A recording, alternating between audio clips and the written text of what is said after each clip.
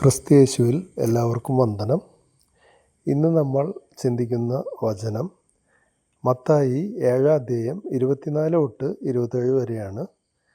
എൻ്റെ ഈ വചനങ്ങൾ ശ്രവിക്കുകയും അവ അനുസരിക്കുകയും ചെയ്യുന്നവൻ പാറമേൽ ഭവനം പണിത വിവേകമതിയായ മനുഷ്യന് തുല്യനായിരിക്കും. മഴ പെയ്തു, വെള്ളപ്പൊക്കമുണ്ടായി, കാറ്റൂതി, അത് ഭവനത്തിന്മേൽ ആഞ്ഞടിച്ചു, എങ്കിലത് വീണില്ല. എന്തുകൊണ്ടെന്നാൽ അത് പാറമേൽ സ്ഥാപിതമായിരുന്നു. എൻ്റെ ഈ വചനങ്ങൾ കേൾക്കുകയും എന്നാൽ അതനുസരിക്കാതിരിക്കുകയും ചെയ്യുന്നവൻ മണൽപ്പുറത്ത് ഭവനം പണിത ഭോഷന് തുല്യനായിരിക്കും. മഴ പെയ്തു, വെള്ളപ്പൊക്കമുണ്ടായി, കാറ്റൂതി, അത് ഭവനത്തിന്മേൽ ആഞ്ഞടിച്ചു, അത് വീണുപോയി. അതിൻ്റെ വീഴ്ച വലുതായിരുന്നു. നമുക്കറിയാം, കർത്താവ് ആഗ്രഹിക്കുന്നത് നമ്മുടെ അടിസ്ഥാനം എപ്പോഴും പാറമേൽ, അതായത് ദൈവത്തിൻ്റെ വചനത്തിൻ്റെ മേൽ എന്നേക്കും സ്ഥിരമായി നിൽക്കുന്ന, ഈ പ്രപഞ്ചത്തെയൊക്കെ നിർമ്മിച്ച സർവശക്തനായ ദൈവത്തിൻ്റെ ആ വചനത്തിന്മേലാണ് ഈ പ്രപഞ്ചം നിലനിൽക്കുന്നത്. ഈ പ്രപഞ്ചം നിർമ്മിച്ചത് അതേ വചനം തന്നെയാണ്.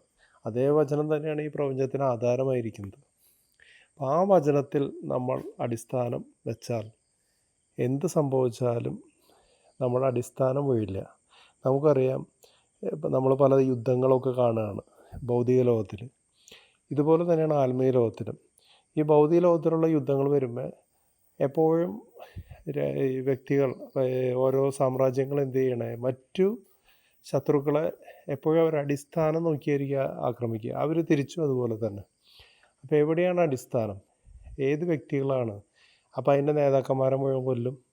അല്ലെങ്കിൽ പരസ്പരം ഏത് ഷിപ്പുകളാണോ, ഏതാണ്, അല്ലെങ്കിൽ സമ്പത്താണോ, അല്ലെങ്കിൽ പെട്രോളാണോ, അല്ലെങ്കിൽ മറ്റ് ഇവരുടെ പവർ പ്ലാന്റ് ആണോ, അല്ലെങ്കിൽ ഇവരുടെ ആയുധങ്ങൾ വെച്ചിരിക്കുന്ന സ്ഥലങ്ങളാണോ, എവിടെയാണ് ഇവരുടെ അടിസ്ഥാനം എന്നാണ് എപ്പോഴും ശത്രു വരുമ്പോൾ നോക്കുന്നത്.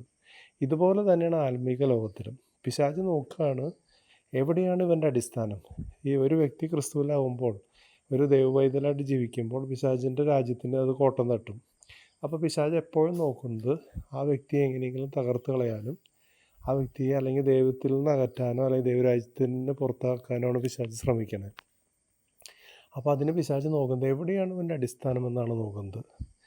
അപ്പോൾ നമ്മൾ മനുഷ്യരിലോ, വ്യക്തികളിലോ, സമ്പത്തിലോ, ജോലിയിലോ, ബിസിനസ്സിലോ, മിനിസ്ട്രിയിലോ, അല്ലെങ്കിൽ എന്താ പറയുക, മറ്റു രീതിയിലോ, ഏത് പണത്തിലോ, പദവിയിലോ, അല്ലെങ്കിൽ സ്ഥാനത്തിലോ, അല്ലെങ്കിൽ വേറെ എന്തിലെങ്കിലും, മണ്ണിലോ, പെണ്ണിലോ, അല്ലെങ്കിൽ മറ്റേത് ഈ ഭൗതിക ലോകത്തിലുള്ള ഏതെങ്കിലും ഒരു വസ്തുവിൽ നമ്മുടെ അടിസ്ഥാനം നമ്മൾ വെച്ചാൽ, നമ്മുടെ ഹൃദയം അതിൽ അടിസ്ഥാനപ്പെട്ടിരുന്നാൽ, പിശാച് എപ്പോഴും ആദ്യം ആക്രമിക്കുന്നത് അവിടെയായിരിക്കും. ആദ്യം മിസൈൽ വീഴുന്നത് അവിടെയായിരിക്കും.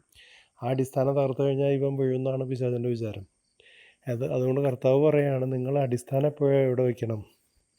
നമ്മൾ ഈ ലോകത്തിലും വരും ലോകത്തിലും നമുക്ക് നിത്യജീവനും സ്ഥിരമായി നിൽക്കുന്ന അടിസ്ഥാനം ഉണ്ടാവണമെങ്കിൽ നമ്മുടെ അടിസ്ഥാനം നമ്മൾ എന്നേക്കും നിലനിൽക്കുന്ന ജീവനും ചൈതന്യവുമുള്ള ദൈവത്തിൻ്റെ വചനത്തിന് നമ്മുടെ അടിസ്ഥാനം വയ്ക്കണം.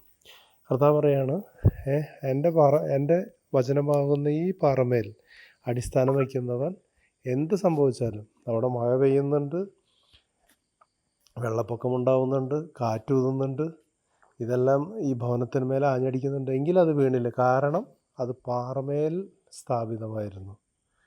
അതുകൊണ്ട് നമ്മൾ എപ്പോഴും സ്ഥിരമായി നിൽക്കുന്ന, എന്നേക്കും സ്ഥിരമായി നിൽക്കുന്ന, ഈ ലോകത്തിലും വരും ലോകത്തിലും നമ്മളെ രക്ഷിക്കാനും വിടുവിക്കാനും കഴിയുന്ന ആ ദൈവത്തിൻ്റെ വചനത്തിൽ നമ്മുടെ അടിസ്ഥാനം വയ്ക്കാം. ആ ദൈവപുത്രനിൽ നമുക്ക് വിശ്വസിക്കാം. ആ ദൈവവചനത്തിൽ നമുക്ക് അടിസ്ഥാനം വയ്ക്കാം.